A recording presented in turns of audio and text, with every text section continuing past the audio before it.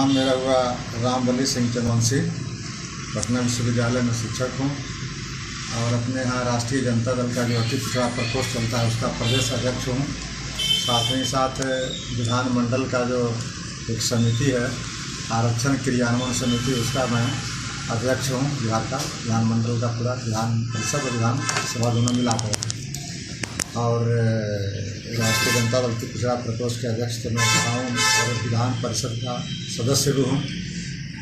इस नाते मैं यहाँ आया हूँ आरा में। ये लगातार आरा में 3-4 घटनाओं में मैं इधर आया और लगता है 1-2 महीना नहीं बीतता है कोई न कोई घटनाएं घट जाती हैं। और ये जो परसों की घटना है पीरो थाना के मोती गांव में, वो इतना दर्दनाक घटना है कि पता नहीं चलता है। लगता है कि ये अंग्रेज राज को भी झूठा कर दिया है लोगों ने कि कई बार, एक बार नहीं कई बार पुलिस मैनुअल का ही नहीं बल्कि जो ह्यूमन राइट्स और इंटरपोल या और वगैरह वगैरह जो संस्थाएं हैं जो व्यवस्था कर रखी है शासन प्रशासन का, उसका धज्जियाँ उड़ाई गई।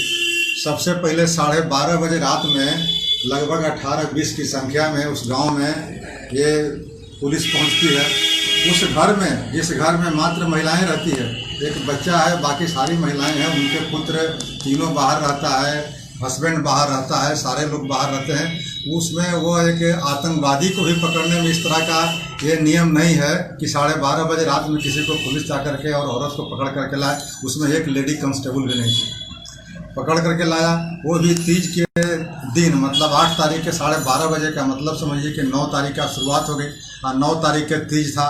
तो तीज जो सुहाग का हिंदुओं का सबसे बड़ा त्यौहार है, उस दिन औरत को ले जाकर के पकड़ करके और उसके बेटे को बंद कर दिया गया। अब बंद करने के लिए हाजत में बेटा अलग बंद है और माँ अलग बंद है। और जब उनके घर से महिलाएं जा रही थी खाना लेकर के, तो महिलाएं से एक बार भी भेंट नहीं कराया गया, खाना नहीं दिया गया। इस तरह की यातनाएं दी गई। और 8 के बाद 9 को रखा गया, 10 के रखा गया, 11 को रखा गया और 12 को इस तरह की घटना का मिलता है कि वो मृत हो गई और उसको पोस्टमार्टम के लिए बिना परिवार को सूचना दिए पोस्टमार्टम के लिए वहाँ भेज दिया। तो यहाँ भी उल्लंघन, वहाँ भी उल्लंघन। और 24 घंटा से अधिक हाजत में रखने का पुलिस मैनुअल में कहीं कोई नियम नहीं है। उस नियम का भी इन्होंने धज्जियाँ उड़ाया।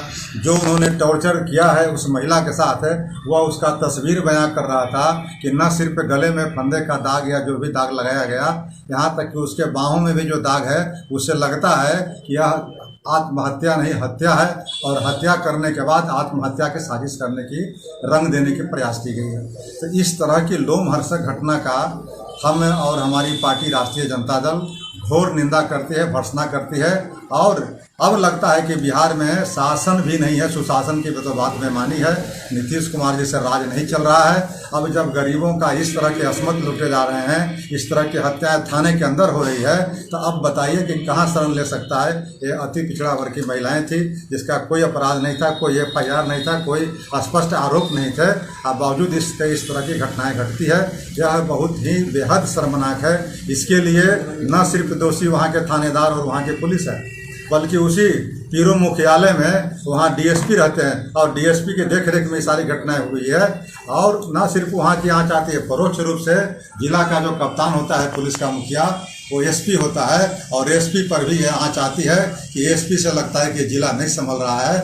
और मैंने भी इस SP को कम से कम 15 बार फ़ोन किया, एक बार भी फ़ोन नहीं उठाता है। ये गजब तरीका है। सुशासन है कि शासन है कि क्या है? ये पुलिस तंत्र है कि जनतंत्र है, पता नहीं चलता है। तो इस तरह की गुंडागर्दी, इस तरह की तानाशाही जो है, इस तरह की अफसरशाही राज को हम लोग घोर भर्त्सना करते हैं, निंदा करते हैं, आलोचना करते हैं।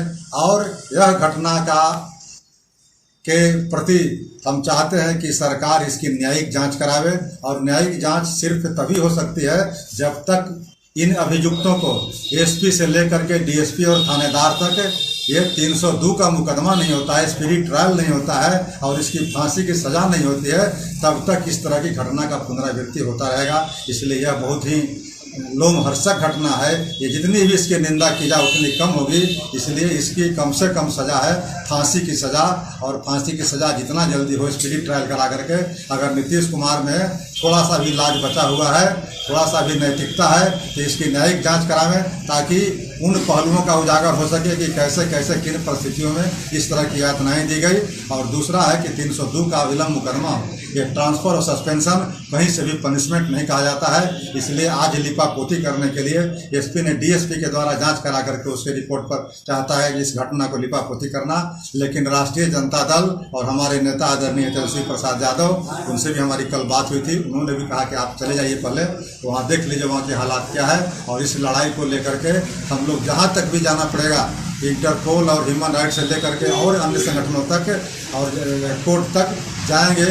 लेकिन उस पीड़िता के जो हत्यारा है, उस पीड़िता के जो दंड दिया है इस तरह का जघन्य अपराध तीज के मौके पर, उसकी सजा दिलाने के लिए हम लोग हर स्तर से इस पर आएंगे।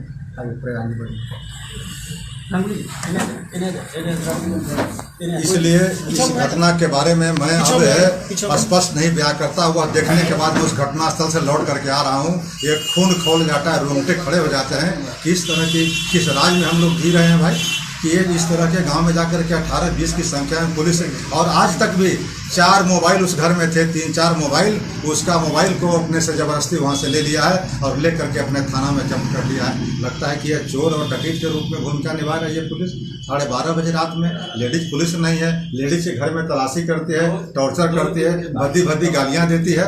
इस तरह का पुलिस का क्या है? 2 दिन के बाद सब कपड़ा मांग के लेके गया प्रशासन। हाँ, उसकी ननद ये गोतनी जो थी कह रही थी कि एक पुलिस ने आया, कहा कि बहुत गंदा हो गया, उसका कपड़ा दो, साया और साड़ी मांग करके घर से ले गया। तो इस तरह का जघन्य हत्या का जितना भी आप लोग सब लोग से, पत्रकार बंधुओं से, यहाँ जो शांति पसंद लोग हैं या जो लोकतंत्र में विश्वास करने वाले लोग हैं, सारे लोगों से मैं अपने तरफ से भी, अपने समाज के तरफ से भी, अति पिछड़ा समाज की तरफ से भी, राष्ट्रीय जनता दल की तरफ से भी यह मांग करता हूं कि जल्दी से जल्दी उस घटना की न्यायिक जांच हो और 302 का मुकदमा इन तीनों पर दायर किया जाए, न सिर्फ थानेदार पर बल्कि डीएसपी और एसपी तीनों को इसके लिए मुजरिम बनाया जाए और मुजरिम बना के स्पीडी ट्रायल कराया जाए, तब जाकर के इस घटना का पटाक्षेप हो। इससे पहले भी आप आरा पहुंचे थे, प्रेस वार्ता किया था, वो भी इसी तरीके का कुछ घटना, लेकिन पुलिस उस समय भी ऐसा की घटना घटी थी। इसके पहले भी आपको पथार घटना घटी थी। लगातार मेरा 6 महीना से ये तीसरा या चौथा घटना में आया। हाँ। तो अब किस तरीके से आगे पार्टी कुछ स्टैंड लेगा, क्या स्टैंड होगा तेजस्वी यादव का? मैंने कहा शुरू में कि हमारे नेता आदरणीय तेजस्वी जी को मैंने कल इस घटना से अवगत कराया और वही हमको मालूम हो गया था कल ही आने वाले थे, लेकिन कल नहीं आ सके इसलिए कि पीड़िता उसमें परेशान थे लोग, उनके बाहर के लोग आने वाले थे, इसलिए मैंने कल का इंतजार किया।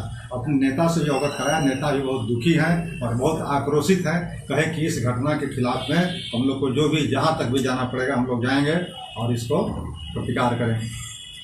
नीतीश कुमार से अगर नहीं संभल रहा है तो इस्तीफा दे देना चाहिए।